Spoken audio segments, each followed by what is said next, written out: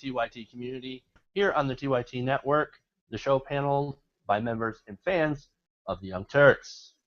I want to thank everybody here for tuning into the live stream. I'm your host, Jeff Waldorf.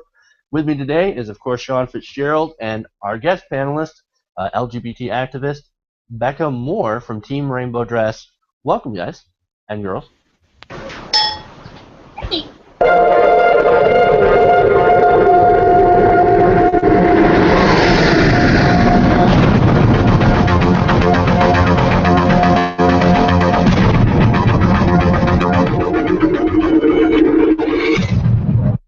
Whoops. Okay, sorry. Fail. Technical fail. Okay, anyway, now that that's fixed, welcome Becca, Sean. It's going to be a fantastic show, despite the rough start. But hey, fuck it. Do it live. That's how we do it. So, oh, by the way, before we get started on some of our stories, just want to give a shout out to Jordan French. It is him and his wife, Sarah French's 5-year anniversary today, so that is why he is not on the show tonight. So I just want to give a shout out to those guys. We really, man, congratulations, man, 5 years. Jeff, we know that Jordan's anniversary wishes will mean a lot more to them if they come from me. So happy anniversary, Jordan, from your best buddy on the panel. I'm sure he'll appreciate that. Or not. Anyway, we start out with some LGBT news today here in the Social Justice Hour. Of course, we do all of our social justice stories here on Friday nights, every Friday here on TYT Nation, 8 p.m. Eastern. And we're going to start out with why some LGBT groups are turning away from ENDA. Interesting. The Employment Non-Discrimination Act, also known as ENDA, recently lost the backing of the ACLU and two major LGBT equality groups. Now, these groups, the Gay and Lesbian Advocates and Defenders and the National Center for Lesbian Rights, have decided to stop urging President Obama to sign the act due to a specific provision. Now, you're probably asking why several prominent civil rights groups are now refusing to support a non-discrimination act. What kind of provision, right? Well, their refusal to support it comes back to the recent Hobby Lobby ruling. Now, wait a minute. What does Hobby Lobby and contraception have to do with LGBT discrimination or LGBT discrimination in the workplace? I'll explain. ENDA, as it's currently written, has an exception for religious groups. The ACLU, GLAD, and other groups point out how this exemption essentially opens the door for corporations with closely held religious beliefs, yes, we're hearing about that again, to be able to work around the discrimination laws in ENDA. In a joint statement, these groups wrote, quote, if ENDA were to pass and be signed into law with this provision, the most important federal law for the LGBT community in American history would leave too many jobs and too many LGBT workers without protection. Moreover, it will actually might lessen non-discrimination protections now provided for LGBT people by Title VII of the Civil Rights Act of 1964. Very likely would generate confusion rather than clarity in federal law.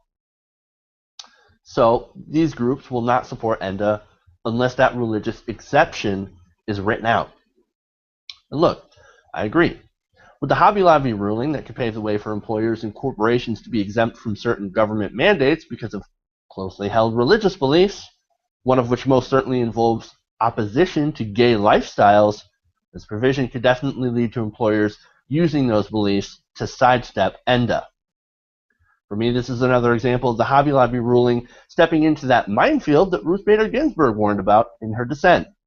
Speaking of the dissent, Ginsburg wrote, quote, suppose an employer's sincerely held religious belief is offended by health coverage of vaccines or paying for the minimum wage or according women equal pay for substantially similar work. Now, I want to go to the panel here and ask you guys what you think about this whole thing. And let's start with you, Becca. Okay, so there's a couple of conversations that have been going around about this that I think really need to be addressed to explain why these groups have pulled out. Because on the surface, the Human Rights Campaign chose to still endorse INDA in its current form with the religious exemption, arguing that backing off of it sent the wrong message now. And in response to that, several people have been saying, well, what if the Civil Rights Act had come with a religious exemption? I want to make sure people are aware that actually Title VII did. But, and this is the really important difference, the Title VII religious exemption said it was for work that directly related to the religious mission of a religious organization. The religious exemptions involved currently in INDA are much more troubling. Some of them do have to do with that work of the education, including any work directly in a church, in a school, in a mission.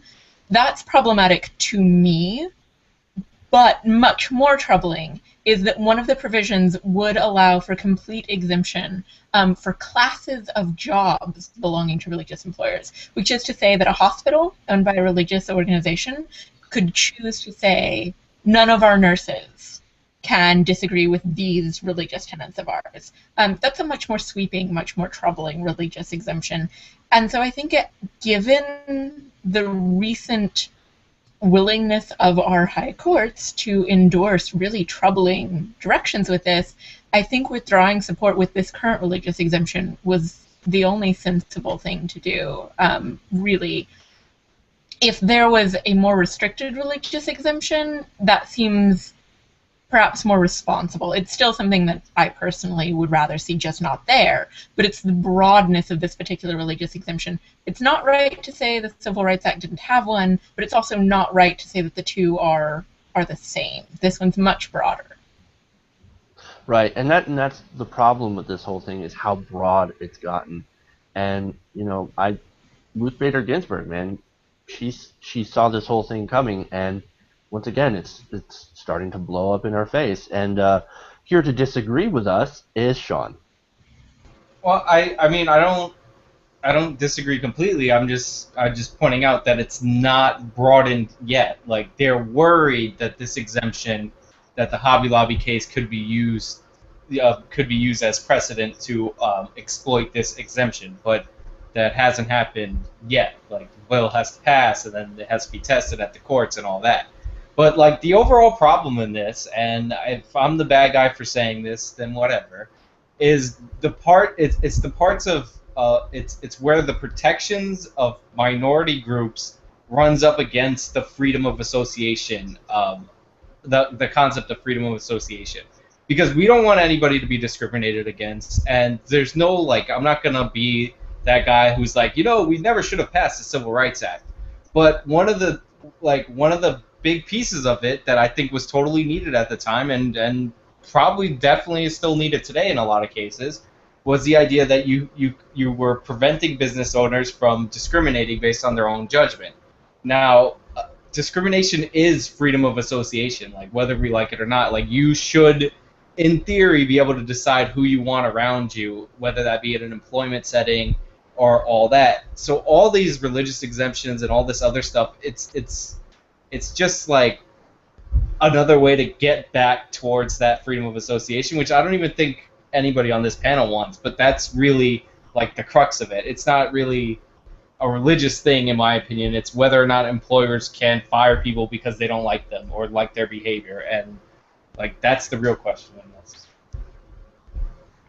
Well, I don't really agree with that. I think it's really based on, I think a lot of it is based on religion and using that religious justification in order to impose their values on other people. No, especially, I understand that. I'm just saying, like, the religious exemption isn't like I don't like the religious exemption is weird to me because it's like, oh, if I believe in God and that makes me hate gay people, I should be able to fire them. But what if you're like an atheist who just hates gay people? Like, you can't fire them? Like, your beliefs would be as sincere. That's why I don't like. That's why it when you cut through like the religious exemption, the non-religious exemption, or whatever. It's really about whether you have that right to discriminate or that right to freedom of association. So it's really like when you cut through all the bullshit, what this case is about. And as far as the groups like not supporting the law, I say support it. Like you can try and get that exemption removed or shrunk, but like get it passed and then worry about the consequences later. I kind of like the example that you pointed out here, between the atheist and the Christian, and it just really kind of shows, I think, whose closely held religious beliefs the High Court seems to agree most with, and it always just happens to be Christianity. Interesting. Becca, did you have something to say? Yeah, just a quick. Partly the group's decision to withdraw support is symbolic, but that's because we weren't looking at any real chance of getting it passed this year anyway.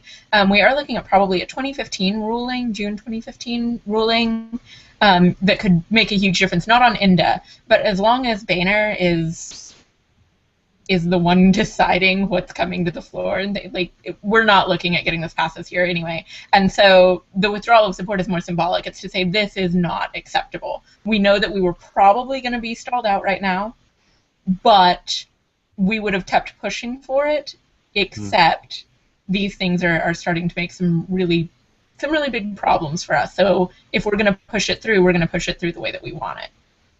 Right, and in reality too, trying to, we've heard about them trying to push President Obama to sign an executive order, also pushing this, and politically that doesn't seem like it's going to happen, because we know President Obama is essentially not going to do anything like that. I mean, come on. I don't have a lot of faith in President Obama doing a whole lot, especially if Republicans disagree with him. Because Fox News is going to explode, right? Their heads are going to melt if he makes any sort of executive decision. They're going to cry tyranny, which they already do anyway. I mean, that's kind of what Republicans and Fox News do. So, as far as the groups, it depends. It depends on what the context of the executive order is. Like if you're saying, like executive orders to clarify laws, like that's the president's job. Like this is how I'm going to enforce it. Like laws. An executive order to put ENDA into effect. Yeah, but that's what I'm saying. Like you really can't have him sign an executive order because the Congress won't pass the law. Like that's subverting the legislature. Like if he said that Title VII, I'm interpreting it this way, then that's an issue for the courts because that's a law that already exists. But you can't say, well, Congress isn't going to pass it, so I'm going to write my own laws. Like, that's not how it works. Or it's not how it should work. It works too often that way with too many presidents, but that's not how it should work. Well, not how it should work constitutionally, but you're right. It is how it does seem to work pretty often. So if other presidents do it for, I don't know, like shitty things, why can't a president do it for something that's actually good? That would be my argument. I guess I want to make sure people are aware of this, that INDA or acts very similar to INDA actually stretch back to the 70s, but INDA in its current form has come before every Congress since 2007, and in a form without the gender identity protections has gone through every Congress except one between 1994 and 2007, then with the gender identity qualifications since 2007. So this isn't brand new, which I think is part of why these organizations were saying, look, when you added this, we originally thought that wasn't going to be all that troubling, but in light of these new rulings, we'll go back to the original wording that we've been fighting for the last 20 years. Right. And, I think and I support them doing whatever they feel is best they need to do to get this legislation passed, because, I mean, it's far past time that we have some sort of equality in the workplace. That you can't discriminate. It's crazy here in 2014 that we can still discriminate against people on the job site because they're gay. That's insanity. And so, I mean, it's past due for this something like this to get passed. I mean, it's insane, man. So, I mean, best of luck to these groups and stuff. And I do hope that they consider taking out this provision, this religious exemption. I'm sick of people getting religious exemptions. It's like religion is being put above everything else here in America at this time, and it's maddening. It's maddening. We're supposed to be a secular nation. We need to fucking act like it. All right. So, want to move on? All right. Could fracking wells be responsible for a recent rash of earthquakes? Well, a recent study published in an issue of Science, Science magazine, suggests there is a direct link between the abundance of fracking wastewater injection wells and seismic activity in states like Oklahoma, where there's been a large growth in the number of these wells. Now, this study, I believe it was a peer-reviewed study that was co-authored by Cornell University geophysics professor and research seismologist Katie Kiranen. She studied the data regarding these swarms of earthquakes near the small town of Jones, Oklahoma. Jones, Oklahoma is a place that has become one of the most earthquake-prone parts of the state. Now, they chose Oklahoma because before 2008, Oklahoma averaged only about 3.0 magnitude earthquake every year. Compared to 2014, Oklahoma had over 230 of those seismic events. That's pretty amazing. Another one of the study's co-authors, Jeffrey Abers, told Nature magazine that it is really unprecedented to have this many earthquakes over a broad region like this. Yep. They decided to study this using a unique methodology. Now, what they did is that they fed data regarding earthquake information and disposal well locations, the times, the pressures, and the wastewater volume measurements into a computer model. It was a 3D computer model of the underground areas of where they were measuring. So they would actually get a 3D model of the actual area. Kind of fascinating. Now, what they found is that a small number of wastewater injection sites could be responsible for the large increases in seismic activities across the state. Now, according to Raw Story, quote, researchers believe that the earthquakes are caused by overpressuring a fault system, which is basically to say they injected too much wastewater into the ground, and that will cause tectonically stable areas to slip.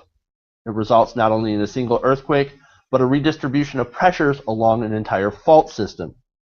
This is what Abers and his team believe is happening in Oklahoma. Now, also, this research shows that wastewater travels a lot further away underground from a disposal site than they previously had thought. So there you go. Now, one more thing. To those that are saying that if we banned wastewater injection right away and fracking in general, that those earthquakes would go away, right? Not so much. Kiranen states that it would take likely years for this fluid pressure that's already there to diffuse away. So you'd pretty much see earthquakes continuing. So with all of that information out there, I want to go to my panel. Let's go to you, Becca, first, since you are an Oklahoma native. I am, and there were actually a few things about this story that I thought were particularly striking, because I think as a population, people often look at Oklahomans as being sort of behind, and in fact often act as if like, oh, well, they're okay with this. Like, they aren't environmentally concerned. They aren't going to be interested in these kinds of issues. Just to speak sort of broadly of stereotypes of the state. But in fact, one of the stories referenced a June 26th meeting that was actually held in the church that I grew up in, where hundreds of citizens were coming out and saying, we're not okay with this. We see that other states have done things to stop this or to pause it while these important studies are being completed. And we don't approve of the amount of power being given to these corporations in our state. So there is a real citizens pushback against this. The power that those corporations do have in the state, though, is pretty exceptional. A a couple of things that really make this particularly concerning, aside from just the huge increase and the fact that Oklahoma hasn't passed the measures other states have. Also, 80% of the state of Oklahoma is within at least 9 miles or less of at least one of the 4,000 wells. Now, they did say that for this particular study, we're looking at high volume wastewater injection wells. So that would limit some of the impact, but it's a huge, widespread problem still. It's very troubling to me, at least. I don't understand. I won't say I don't understand. That would indicate greater naivete than I actually possess. But it's incredibly frustrating to me that things are being halted on the justification of, oh, that might hurt my religious beliefs, and we can't pause for a few seconds to say, is this actually tearing the physical land of our country apart? Right, and I think that's a really good way to look at it. Sean, why don't you weigh in on this? Well, I mean, nobody looks at the bright side when they see these stories. 230 earthquakes a year. You could be the earthquake state. Like that's a sign of improvement. That's like the worst. We already have the tornado state, and we're just fine with that. Yeah, you guys could be the Roland Emmerich state, because he's like the master of all disaster films. But obviously this is a disaster.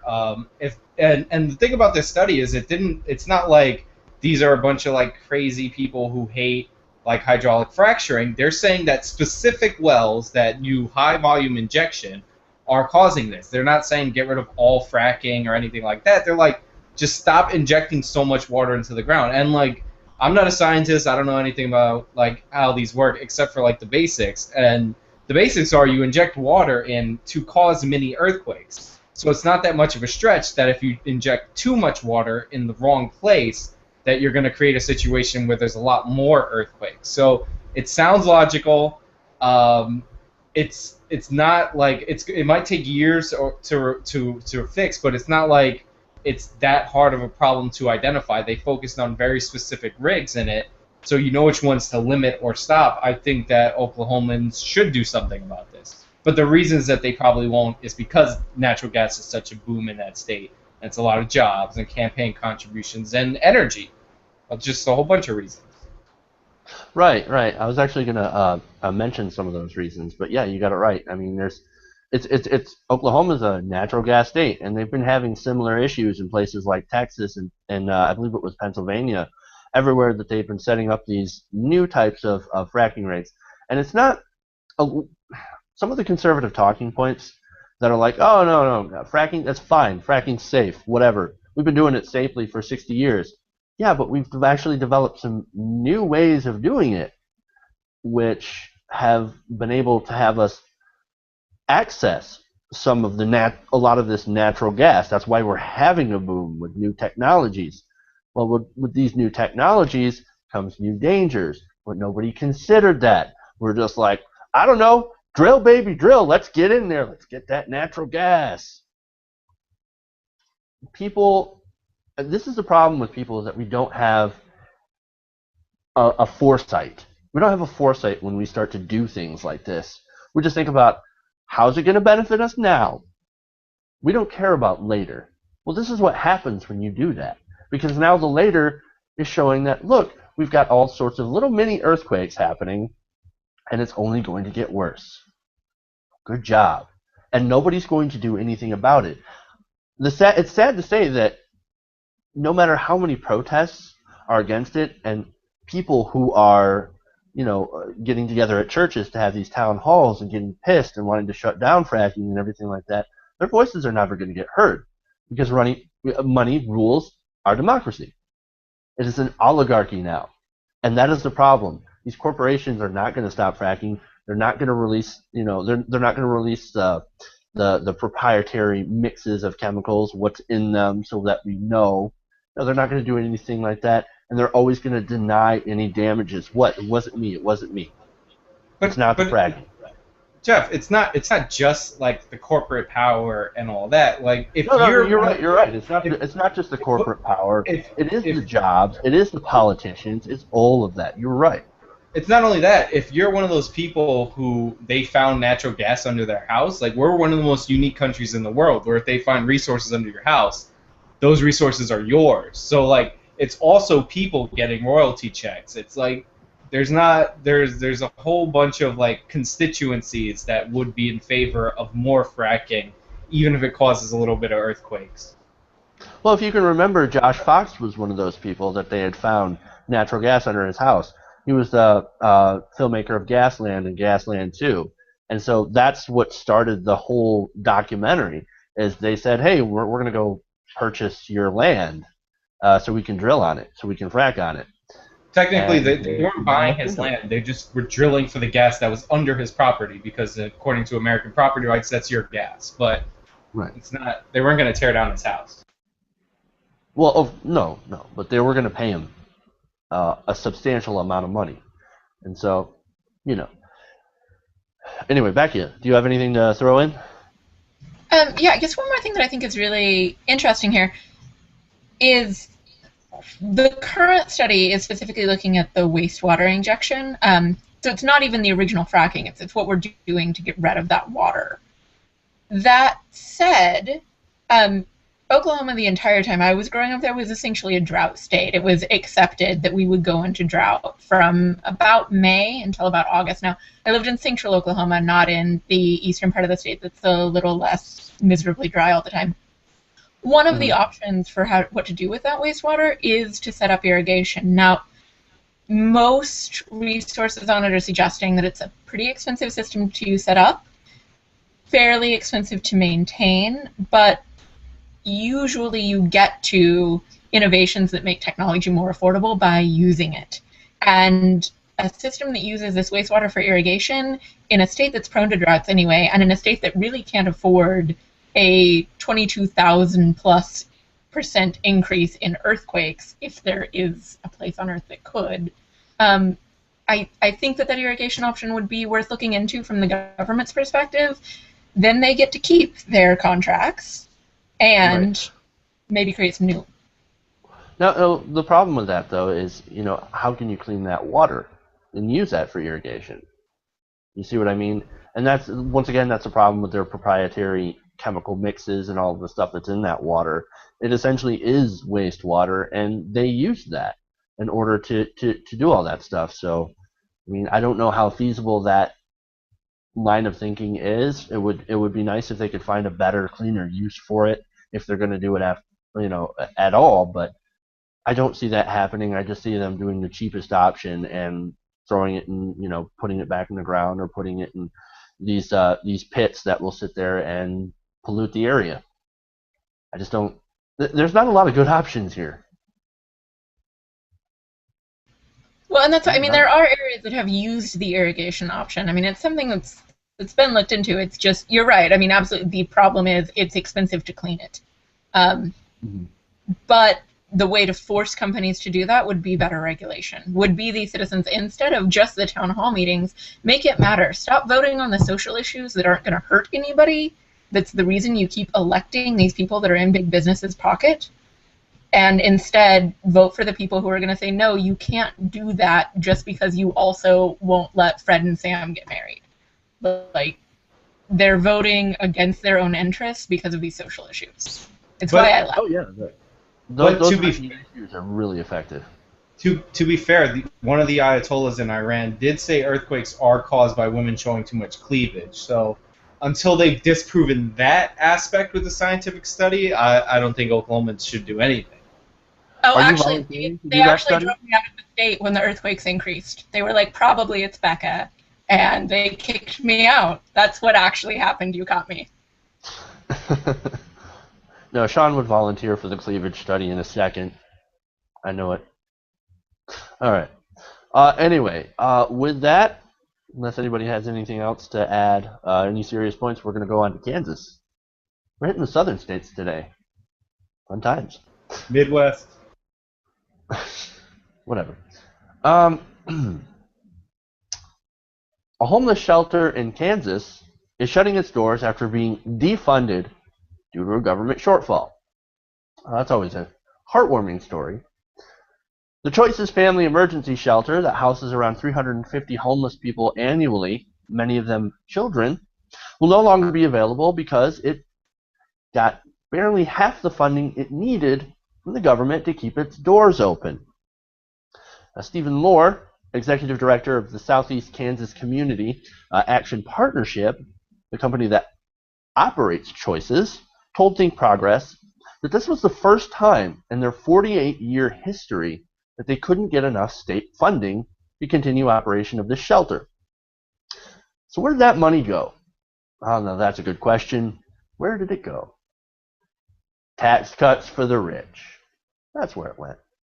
Yes, in 2012, Brownback in the Kansas legislature passed a huge round of tax cuts that they promised would help create jobs and boost the economy. So what happened? Obviously, not that. Even with these tax cuts, job growth was very modest, and the state's revenue collection was about half of what Brownback had promised. The state budget office projects slow growth in both personal income and GDP.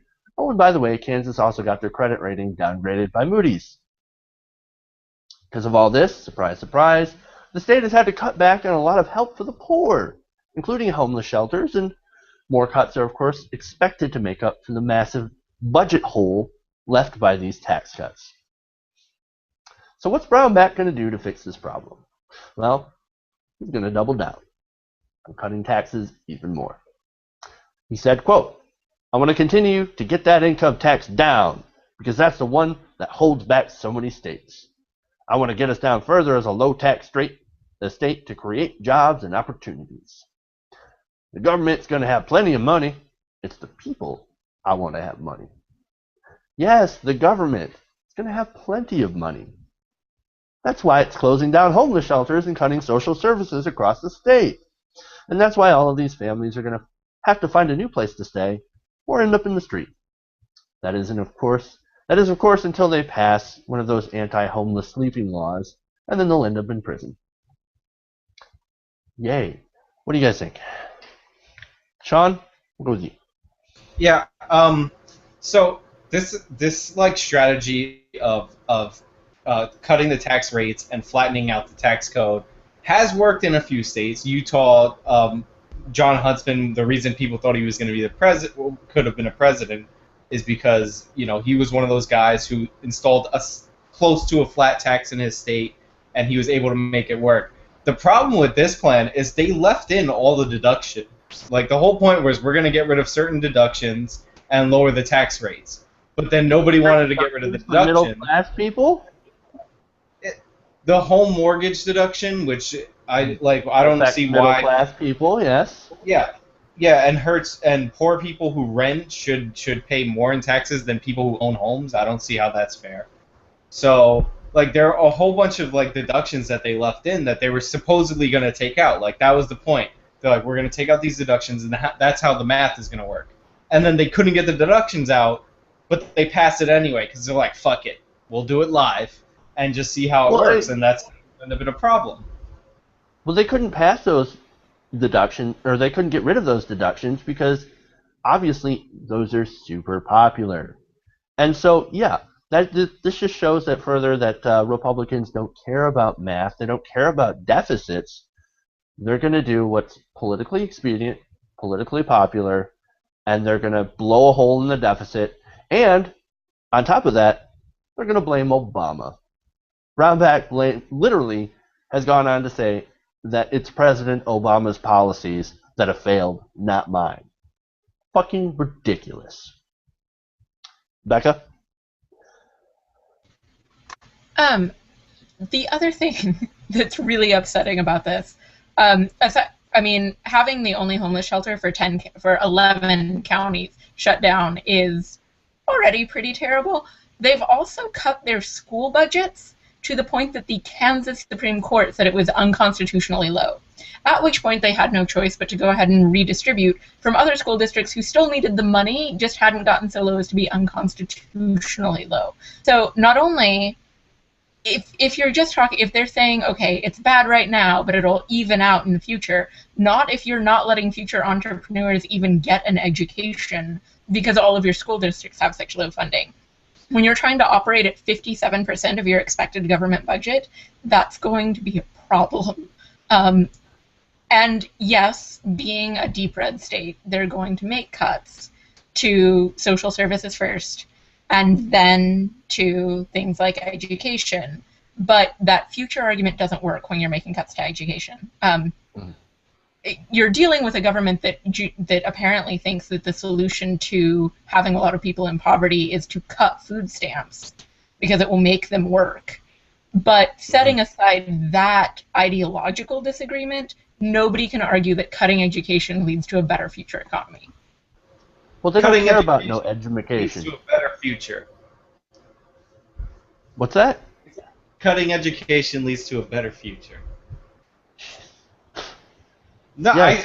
A better future for who? A better future for corporations that rely on unskilled, low-paid labor. Can I just point out that one of the reasons that education spending always gets cut is because that's like the bulk of a state's budget, since they don't have a military. And education spending doesn't always correlate with education results. In New York, we spend $17,000 per student, which is like third in the nation, and we're like 33rd in the nation in our rankings. It's not always. It depends how you spend it.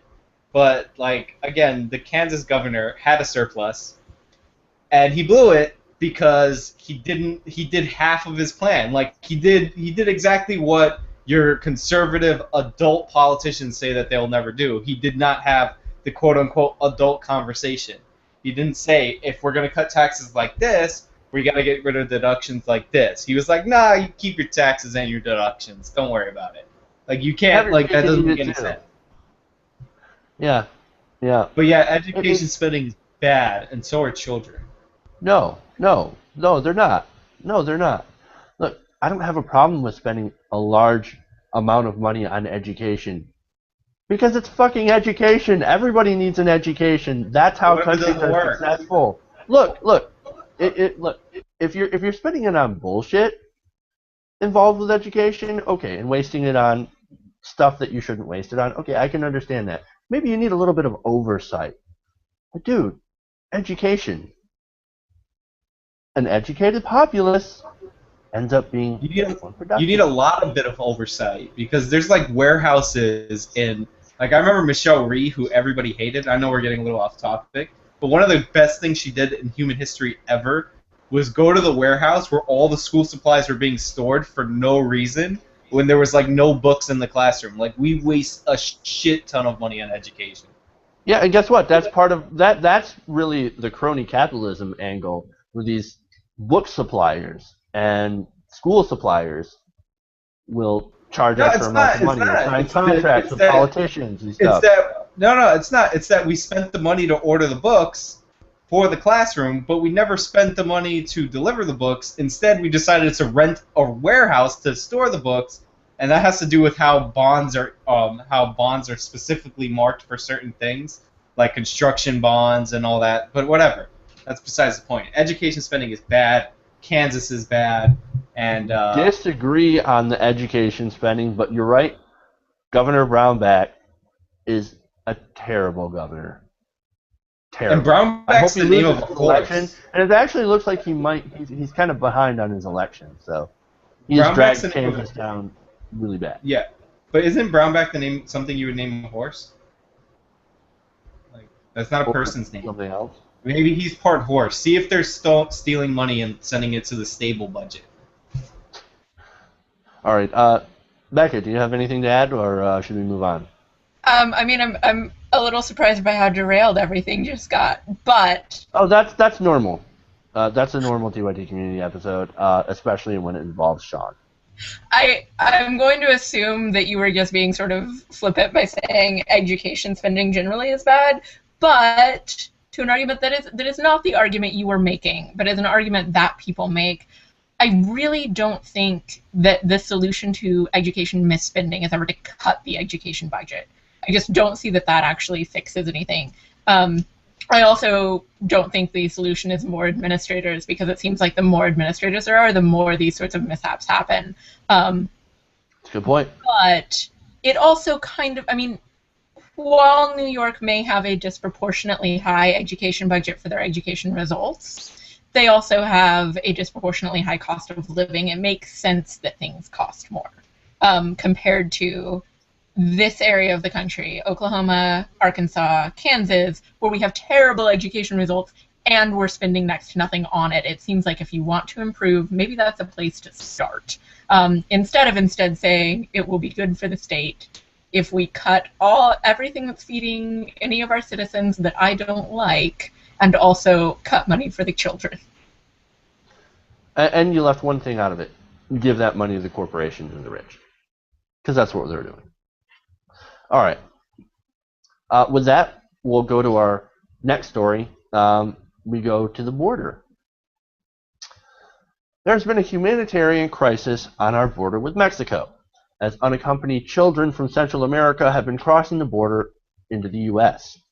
So far, around 52,000 unaccompanied children from Central America have crossed the border illegally this year, and that's according to the U.S. Customs and Border Patrol.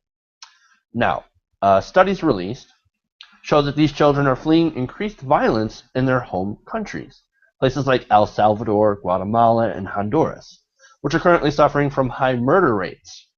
They're not just coming here to places like Mexico, Belize, Panama, and Nicaragua. Now, most of these minors are actually girls under the age of 13 that are traveling alone. And according to the United Nations High Commissioner for Refugees, over half of them cited internal protection needs as their reason for their immigration. Because of this factor, the High Commissioner is hoping to convince both Mexican and American officials to classify these children as refugees and therefore not immediately deport them. Now, there's a legal basis for changing that classification, and it comes from the 1951 United Nations Refugee Convention, which the United States does follow. Refugees, apparently, in this refugee convention, refugees were considered people who have a well-founded fear of being persecuted based on race, religion, nationality, membership of a particular social group, or political opinion. The UNHCR argues that these children shouldn't be forcibly deported without access to proper asylum procedures. So, this is obviously a tough issue. These kids are going through a massively horrible time, and though they've broken our immigration laws. So I'm wondering, what does everybody think about this? What should we do, and what do you think will happen? We'll start with you, Sean.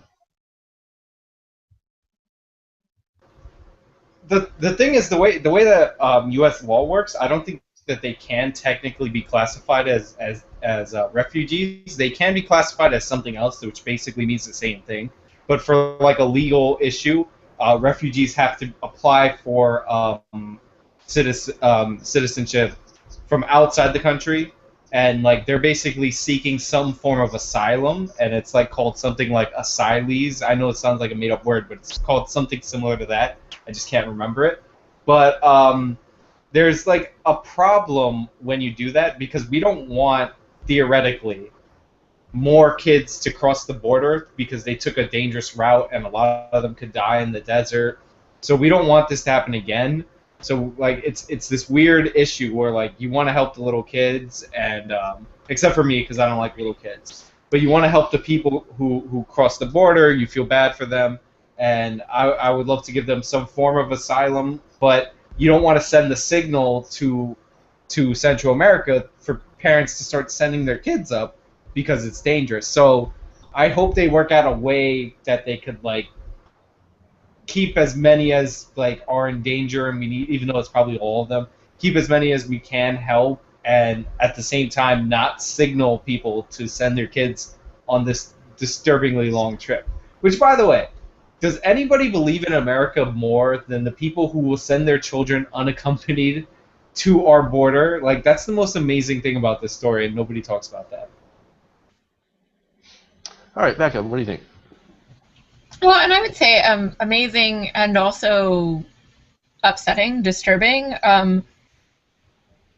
I think we need some sort of completely unprecedented measure here, because I would argue, and this is opening up a completely different can of worms, but that we're directly responsible for the violence that's driving these children out of their homes. Decisions that we made, measures that we took that were ineffective, have created the war zones in Central and South America. Incidentally, because I don't have time to go through all of it here, I really, really recommend the Mesoamerican Working Group study Rethinking the Drug War in Central America and Mexico. It's a really good, really comprehensive study, and what they looked at, this was in January of this year that they published it, was militarization in those areas, direct relation to drug policy, violence against women in those areas, and forced migration as a result of the war on drugs and our war on drugs and its effect in Central America and South America. And essentially, all of the things that these children are now saying, hey, this is what we're fleeing, these are the things that they were outlining as, and carefully going through like the causes, current actions that are contributing to that even today. We need to rethink way more than just what to do with the kids that are already here. They need a special status because it's not just asylum and it's not just they're not just refugees. They're refugees from a situation we created. And part of dealing with them should be dealing with what we've already done. Not that we have a great track record on that, but. Right. Oh, and get them back to those prisons. Like, they look horrible in the prisons. Like, it looks horrible that we have a bunch of little kids in what look like, I know they're like temporary establishments, but those look like prisons. Like, come on, Jeff. I know you see what I see. And there have been reports of people that have been abused already by our agents in those holding those, I guess, detention centers or whatever you want to call them. It's horrible, and to the point of who would send their kids all the way, from those Central American countries all the way up to here. It's you have to be super desperate. And back to this, you also have to have. This is the problem that we created with our drug war. But you also have to have and a lot of our intervention too. You also have to have really bad information because, like, basically what one of the things that a lot of people are saying is that because somebody like decided to take Barack Obama's deferred action statement and somehow make a fake deadline that if you don't get to America by this time and pass these out, I think you know who I honestly think it was? The Coyotes, because they're the ones who are making the money bringing all these kids there. That are like, oh, you have to send your kids before like the 4th of August or the 1st of August, or else they'll be able to stay in America. Like, so like they also have really bad information, and we just like that's the big issue is like if we, and by we I mean the government, because I have no part in this. But if the government lets the kids stay, right, without some like amazing PR campaign sent back down to Central America, then that will send the signal that you should send your kids here, because we're gonna feel bad and then we're gonna keep them. But at the same time, like, I feel like a dick if I was the guy who had to deport these kids. I'd feel like an asshole. So I would try my best to give them some form of asylum, but at the same time, I would message the hell that we can't keep your kids if you send them up. And also Mexico, total assholes, because they knew that these kids were coming up here and they didn't tell us. They gave them visas to pass through their country. So that's our best friend at the south of the border. Yeah, it's really, I mean, God, this is such a really sad situation. And of course, look at how our right wing is reacting to it. It's an invasion. It's Democrat voters coming to, Obama's bringing them up here so they can vote Democrat. Dude, that's insanity. Oh my God. Like, we do need to help these people. I mean, these are children. Like, I know they cross the border illegally, but they're children. Come on, you got to help them.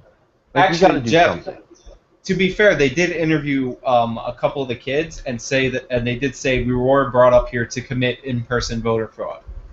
Oh, is that what happened? Yeah. Ah, I see. But also, like, hey, they'll self-deport though. Yeah, but also, by the way, the cause definitely is the drug war. It's El Salvador and all these countries that are like engulfed in drug violence. So, like, it's kind of our fault, but at the same time, it's like we're not fixing the drug war. I think we're obligated to help out with that. I think we No, but are it is the because of that. U.S. It is our government's fault. fault because it's not only that we have a drug war, therefore these countries emulate us, is that we send them money and weapons to further militarize their drug war, and that has consequences. So Huge consequences. And yeah, we it's a also shitty empower situation. the drug gangs as well.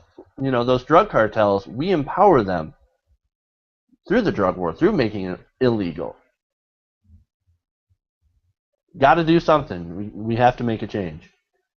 Becca, do you have anything to add in? I really don't. I really do recommend that Mesoamerican Working Group study because it's really comprehensive and really does go through exactly how we've contributed with militarization and things like that. The problem when we get ourselves into these situations is how do you deal with the fact that your intervention completely ruined everything? Because any further thing you do is further intervention, and yet pulling out is it's not an option. Not really, not at this point. And now, I mean, now it's coming to us. Now the problem is here, and I don't see. I do want to make sure that we're, being clear that we're aware that we're using children in the legal sense, that a lot of these are teenagers, that teenagers sometimes make their own decisions. Now, that's not to say they're all teenagers by any means, but we are looking at a lot of teenagers too. But they're still here. They still don't, I don't see that sending them back as an option. And yet I don't know what else we're going to do from a legal standpoint. Right. This is a hard one. It's a really hard one. All right. Do you want to go to our last story? Yes. All right. So this is a bit of an update on a story we did earlier about the McCain-Sanders bill. Now, that would address the needs of veterans that have been unable to receive care on a timely basis. Now, if you remember, the McCain-Sanders bill would have allowed veterans to seek care from private doctors if they've waited an unreasonable amount of time for care or live 40 miles away from a VA clinic. And this would be for the next 2 years while the VA would be worked on in order to make sure that they're better staffed, updated, and can actually handle the caseloads on their own again while giving our veterans the level of care that they deserve. Now, the issue here is that the bill has now stalled in Congress. It was bipartisan. Now, not so much. I mean, it's still bipartisan. It's still supported by senators on both sides, or congressmen on both sides, but there are a few sticking points. What's one of those sticking points? Well, what else? How much it costs. Now, this bill is estimated to cost $50 billion annually, according to CBO estimates. That's a lot of money. Now, in a letter to Bernie Sanders, who is the Senate Veterans Affairs Chairman, the CBO writes, CBO estimates under Title III, enrolled veterans would ultimately seek to increase the amount of care they receive from VA by about 60%. In addition, CBO expects that some of the people who are eligible to enroll but are not yet enrolled would choose to enroll because of the improvement in access to health care through the VA. Most of the costs incurred to provide that care would be for care financed by other payers, including Medicare. A portion of those costs would thus be offset by savings to a Medicare program. All told, CBO expects that veterans would ultimately seek additional care that would cost the federal government about $50 billion a year on net. Now, like I said, that is a pretty good chunk of money. And of course, that doesn't sit well with some Republicans. Now, Senator Sanders agrees that the cost is an issue, but it's an issue that's unavoidable if we're going to fix the VA. He says, quote, "You have to understand that getting veterans the quality care they need in a timely manner is going to be an expensive proposition. And if we're talking about making sure that we address the long-term problems at the VA, that means that above and beyond the emergency health care the veterans need right now to eliminate the long wait periods, we are also going to have to make sure that the VA is adequately staffed in terms of doctors, nurses, and other medical personnel. That is going to be an expensive proposition." Now, he continues, "But I believe absolutely that the American people are going to want us to address this issue. understand that it's going to cost money, above and beyond the need to improve accountability and transparency and punishing those people who have done a poor job or have been dishonest, and that has to be done through emergency numbers. Now, passing it as an emergency, of course, would eliminate the need for them to make an offset. Now, something Senator Sanders is arguing against. Now, both John McCain and Bernie Sanders are hoping to get an agreement hammered out before Congress leaves for another break in August. Now, I want to get your guys' thoughts on this. Should cost even be a factor in this? Because, well, let's face it, we owe our troops. And do you think Congress can find a way to get this passed before the August deadline? Becca, let's start with you. I wouldn't ever say that costs should not be an issue, especially having just revealed that I'm a huge advocate for spending more on education. That money has to come from somewhere. But should $50 billion for veterans be an issue when we have a $600 billion plus defense budget? No. Our VAs are in pretty bad condition. Having had an uncle that went through the VA system and didn't come back out, and two parents who volunteer for their local VA, it's a system that has a lot of outdated equipment, that is underfunded in a lot of ways, and a lot of the measures that this provides for, such as veterans who don't have a VA within 40 miles of them, that's a reality that has to be dealt with. And I just don't think that the price tag is as astronomical as it's being made out to be in comparison to other things that we're spending money on. So not that cost shouldn't be an issue, but that maybe this cost is not as much of an issue as they're making it out to be. Right. Like, as far as this goes, I mean, we spent the money to send them off to war. We should spend the money to take care of them. I mean, that's part of the deal here. We send you off to war, we take care of you if you get hurt or injured or maimed or damaged or whatever, because that's what you get for serving our country. You get to be taken care of. That's the deal. But anyway, Sean. Yeah, I agree in theory, but when you compare the $50 billion to the VA's 2014 budget, which was $150 billion, it's kind of weird that 1/3 of it is just going to these certain amount of people. It seems like that's high. And also, I don't get the 40 miles away from the VA. Like, I get it, you want to help people that are far away from the VA, but if you live 10 miles away from the VA and the wait list is a year and a half long, like, you should be able to go to a private care taker too. Like, I don't know how much sense this bill makes with that. No. That is part of the bill. If you've been waiting an unreasonably long time, you should be able to. You will also be able to go to a private place to get treated. And that's part of that cost is paying for those private doctors now. And what they said, and what the CBO said in the bill is that more people are going to take advantage of it. That's why there are increased costs.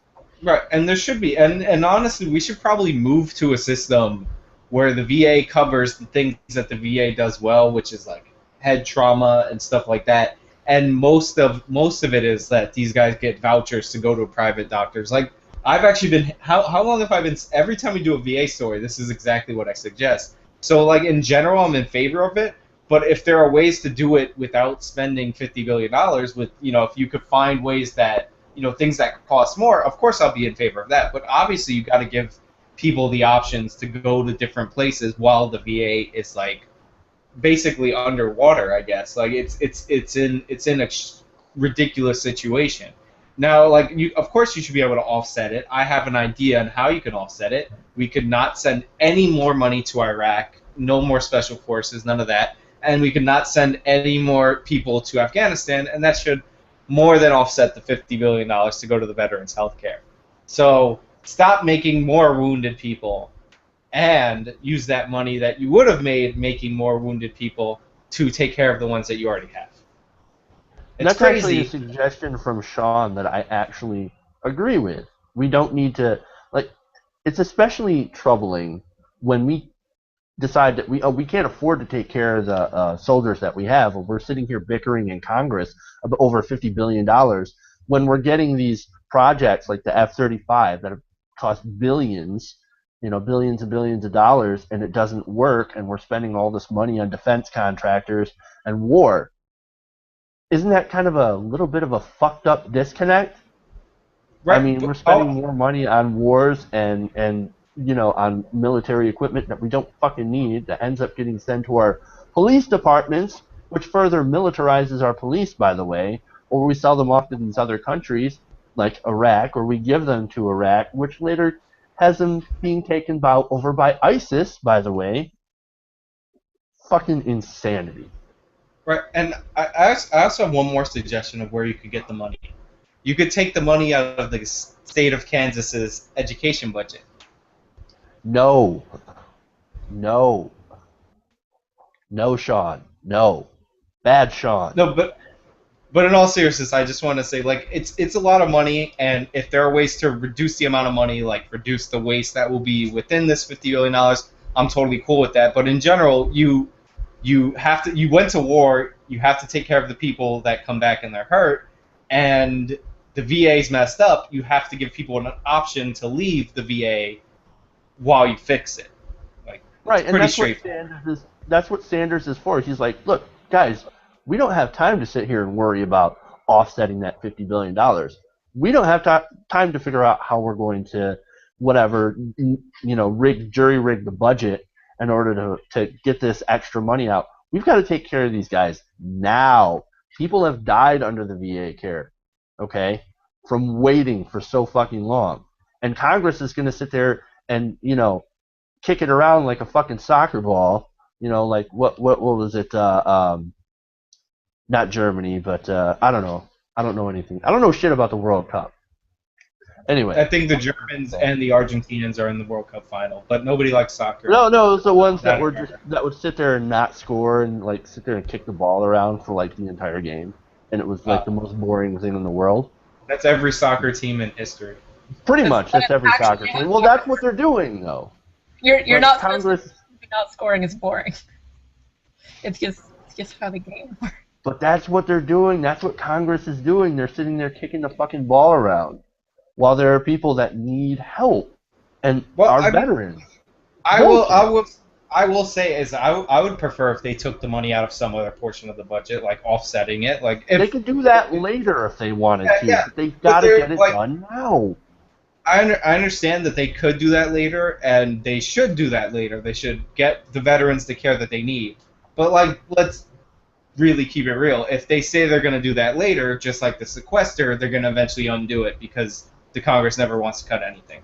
But, like, just don't make this your breaking issue, the veterans' health care. Like, don't lose your veterans' lives to make the point. Like, save it for the next one, like education spending. Something way less important. Well, the important thing, too, is that time's ticking out. I mean, they're going to be going on another break. I know, imagine that. Congress going on another fucking vacation, as if they need any more. But they're about to go on another break come August. And I don't see them getting anything done. I mean, even though this is, like, hugely bipartisan, once again, we're running into that do-nothing Congress mentality. Like, I don't know, it's a lot of money.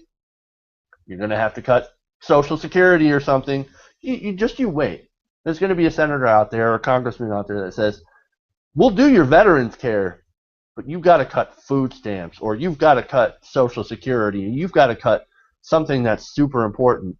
And then that, Democrats are going to be like, well, I don't know about that. I don't really want to do that. And then Republicans will run ads against them in the midterms. Just watch. It's all political bullshit. And it sucks because, I mean, especially now because you've got veterans' lives on the line, literally.